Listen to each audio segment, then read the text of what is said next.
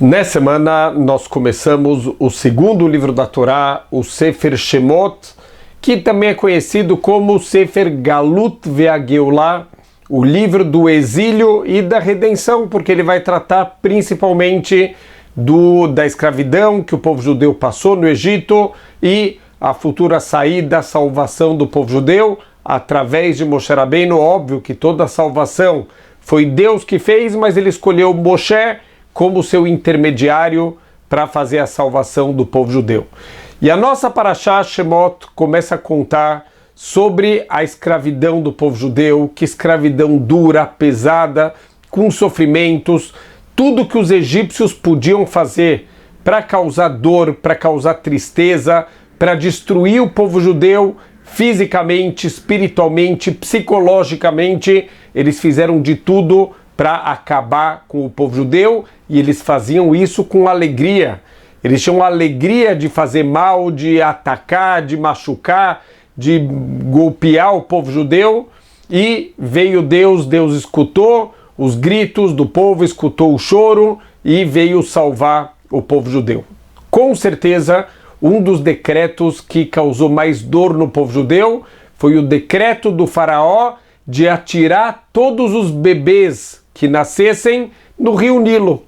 E a pergunta é, por que ele quis jogar todos os bebês no rio Nilo? E os nossos sábios explicam que os astrólogos egípcios, eles tinham visto nas estrelas que vai nascer o salvador do povo judeu. Então o faraó decidiu, para acabar com essa ameaça, jogar todos os bebês no rio. Dessa maneira, o salvador do povo judeu que ia nascer, ele ia imediatamente ser afogado no rio Nilo. É interessante a gente ver como Deus conduz o mundo. No final das contas, o salvador do povo judeu, não só que ele não morreu sendo jogado no Nilo, ele foi criado na própria casa do faraó. O faraó deu roupa para ele, alimentou ele. Então, Moshe Rabbeinu foi criado na própria casa do faraó. Esse mesmo faraó que quis destruir, que quis matar o salvador do povo judeu, acabou criando o salvador do povo judeu dentro da sua própria casa. A grande pergunta é, por que justamente esse decreto o faraó quis de matar as crianças jogando elas na água? Poderia fazer um outro decreto, talvez muito mais simples, manda os soldados matarem com espada as crianças ou jogarem numa fogueira. Por que justamente o faraó escolheu jogar no rio Nilo?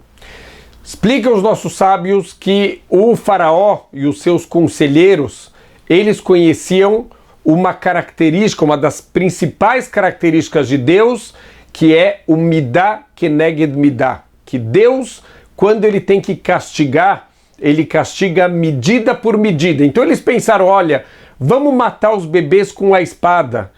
Mas se a gente matar com a espada, então vai vir um outro povo e vai matar a gente na espada. Deus vai castigar a gente da mesma maneira. Midah keneged midah. Então vamos matar as crianças com fogo. Falou, não, Deus vai mandar um fogo aqui, vai se alastrar por todo o Egito, vai matar a gente queimado. Ele também vai castigar a gente. Então eles tiveram a incrível ideia de jogar os bebês no rio. Por quê? Porque eles sabiam, existia uma transmissão oral, que Deus, ele jurou no dilúvio que nunca mais ele vai mandar um dilúvio. Então vamos jogar os bebês no rio e Deus não vai poder castigar a gente porque ele jurou que nunca mais vai mandar um dilúvio. A verdade é que eles estavam errados. Deus jurou que nunca mais ia destruir a humanidade inteira, quer dizer, nunca mais vai mandar um dilúvio, como aconteceu na época do Noé, que destruiu toda a humanidade, mas Deus poderia ter mandado um dilúvio que atingisse só o Egito. Mas Deus não precisou nem fazer isso. Deus fez muito melhor. Deus abriu o mar, os egípcios, com seus próprios pés, pela sua própria vontade, eles entraram para dentro do mar, e Deus fechou o mar em cima deles e matou eles, já que vocês atiravam os bebês no rio.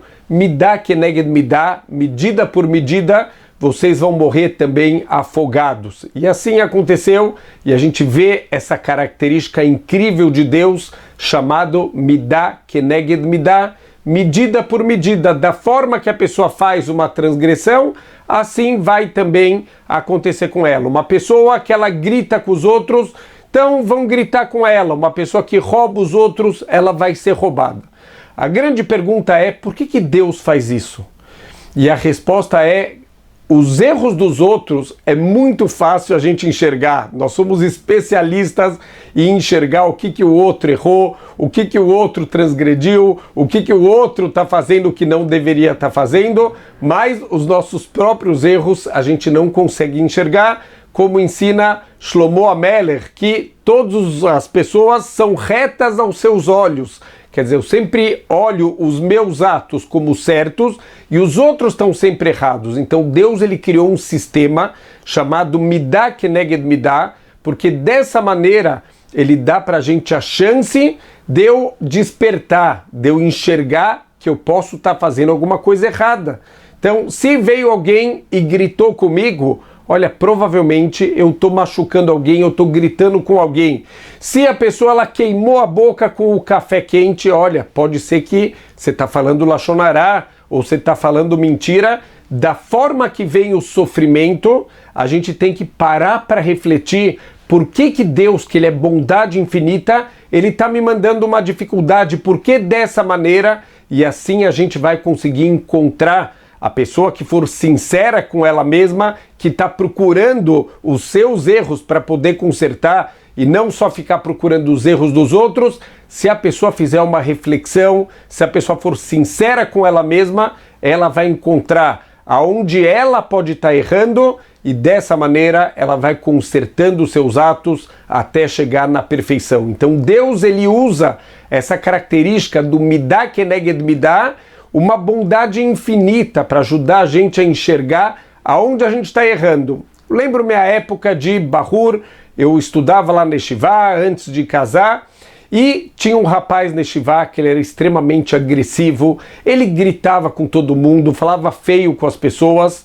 Certa vez eu estava lá em Jerusalém, eu estava num casamento e eu chamei um táxi. Eu estava com a minha filhinha pequena, estava muito frio, eu fiquei esperando dentro do salão, mas do lugar onde eu estava, eu acabei não conseguindo ver que o taxista já tinha chegado e estava me esperando. Então veio esse rapaz que gritava com todo mundo, que falava feio, ele veio me chamar e falou assim, você pediu um táxi? Eu falei, pedi.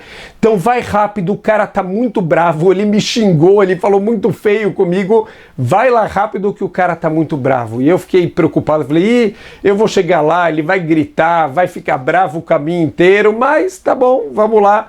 Cheguei lá no táxi, o taxista olhou para mim e falou, boa noite, tudo bem? Precisa de ajuda para guardar o carrinho?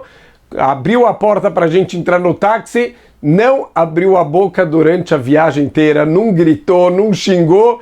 Então, olha que incrível, aquela pessoa que gritava com todo mundo, que xingava todo mundo grita com ela e xinga ela. Por quê?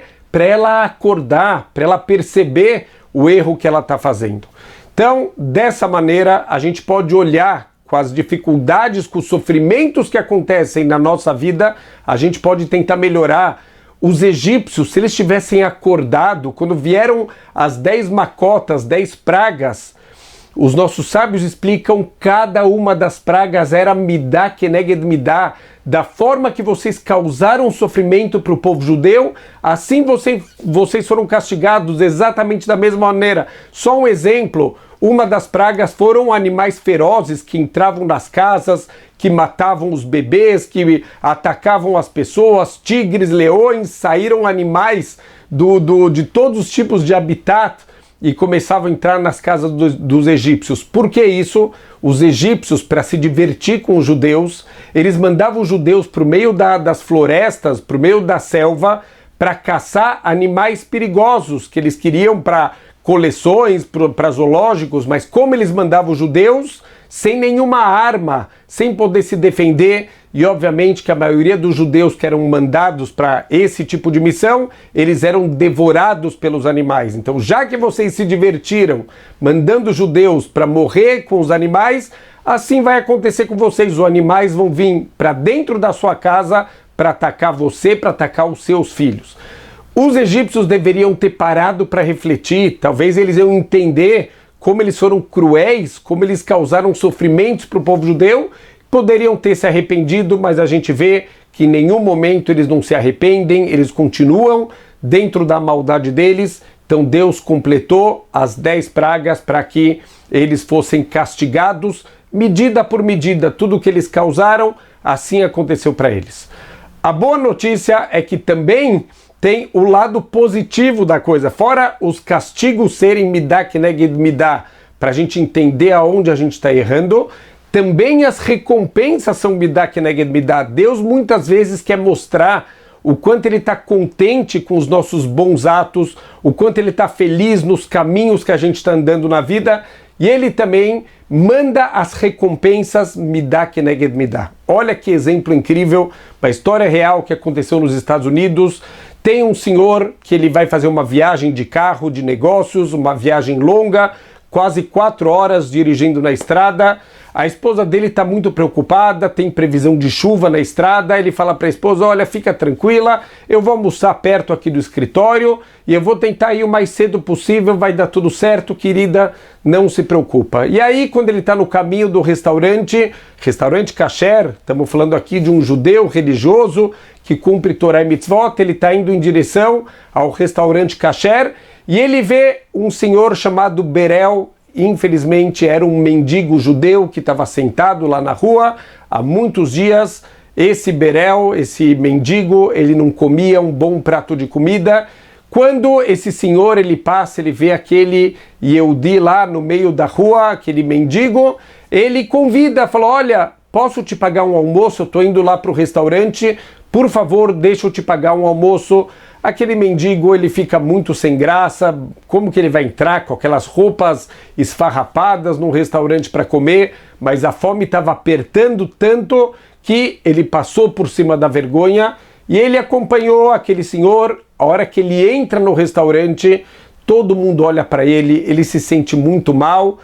Ou aquele senhor, um tzadik, uma pessoa muito boa, uma pessoa muito generosa, fala: olha, tá aqui o cardápio, pode escolher o que você quiser que eu te pago. Mas aquele homem, aquele pobre, ele estava tão mal de todo mundo estar olhando para ele, estava se sentindo um peixe fora d'água, estava tão angustiado que ele escolheu qualquer coisa. Ele falou: quer saber? Eu vou pegar 2 maçãs assadas e um copo de chá, para mim tá ótimo. E o homem ainda insistiu para ele: não, pega um prato de comida, escolhe o que você quiser. E ele não queria: eu quero 2 maçãs assadas e eu quero um copo de chá. E assim foi trazido para ele, ele comeu rapidamente e foi embora. Esse homem, ele almoçou e ele saiu para a viagem dele lá na estrada. Realmente, como a esposa dele tinha falado, ele pegou uma chuva violentíssima com ventos, não tinha visibilidade e infelizmente no meio do caminho ele acabou derrapando, o carro dele rodou na pista e bateu na grade de proteção. Ele saiu meio assustado. A hora que ele vê aquela grade de proteção, ela estava quase arrebentando e tinha um abismo do lado. Uau! Ele foi salvo por um milagre. Talvez se tivesse batido um pouquinho mais forte, ele teria caído no abismo e Deus nos livre, teria tido uma morte terrível. Então ele entendeu que aqui está acontecendo um grande milagre. Mas ele está lá com o carro quebrado no meio da estrada. Ele lembrou que tem uma família que ele conhece de judeus, que eles são donos de um hotel que ficava naquela estrada. Então ele liga lá para essa família e a família, obviamente, prontamente manda alguém para buscar ele. Ele chega lá no hotel para descansar. No dia seguinte vai vir o guincho para retirar o carro dele. Então ele chega lá exausto, estressado, todo encharcado, e a esposa lá da família dos donos do hotel, ela serve para ele alguma coisa quente. Olha, deixa eu te servir alguma coisa quente antes de você dormir. E ela traz para ele comer 2 maçãs assadas e um copo de chá. Uau! Deus está mostrando para ele: você sabe por que eu salvei a tua vida? Pelo hesed, pela bondade que você fez com aquele pobre que estava morrendo de fome e você salvou a vida dele. Eu também estou salvando a tua vida. Mas Deus fez questão de mostrar as 2 maçãs assadas e o copo de chá foi exatamente a comida que aquele pobre escolheu comer no restaurante. Eu estou te ajudando agora pela bondade que você fez, eu estou salvando a tua vida. Deus quer deixar claro os atos dele. Deus faz de tudo para a gente enxergar os nossos erros e os nossos acertos, para a gente poder, Bezrat Hashem, consertar os nossos erros, investir cada vez mais nos nossos bons atos e dessa maneira a gente poder chegar na perfeição. Shabbat Shalom.